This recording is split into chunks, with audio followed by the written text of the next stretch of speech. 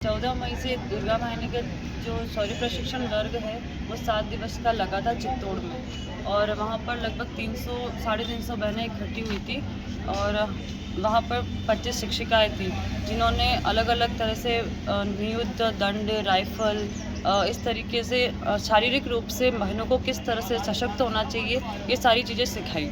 Plus वहाँ 7 दिनों में हमें बौद्धिक होता था, चर्चा सत्र होता था और कृति सत्र होता था। बौद्धिक सत्र में अलग अलग अधिकारीगण आते थे बाहर से, जो अखिल भारत से भी संबंधित होते थे, और वो हमें मानसिक रूप से इस धर्म के लिए, हिंदू धर्म के लिए, सनातन धर्म के लिए किस तरह से हम महिलाओं को प्रेरित कर सकते हैं, उसके लिए हमें बहुत कुछ सिखाया गया, मानसिक रूप से दृढ़ किया गया।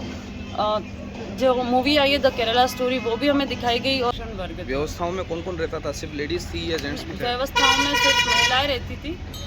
सारी जो हम शिक्षिकाएं होती थी वही हमारी चित्तौड़ की प्रांत संयोजिका लता दीदी थे, वही ये सारी चीज़ें देखती थी। अंदर जेंट्स की एंट्री अलाउ नहीं थी? नहीं, पुरुष वर्ग अलाउ नहीं होता था, वो बाहरी काम देखते थे।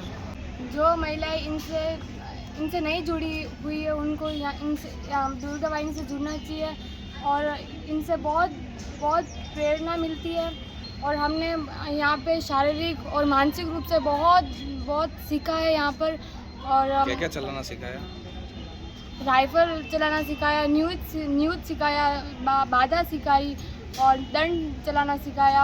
आपने क्या सीखा? मैंने दंड चलाना सीखा, अच्छा। युद्ध सीखा।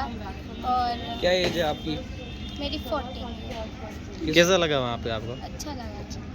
कौन ले गया यहाँ से? पहले दीदी लेके गए। तो अपनी सभी धर्म की सभी बहनों को जुड़ना चाहिए, अच्छा है।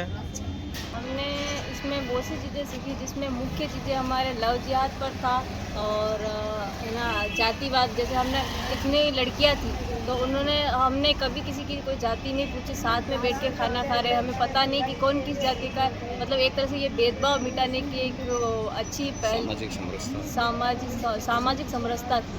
और सेवा, सुरक्षा, संस्कार, ये तीनों चीज़ें हमने इसमें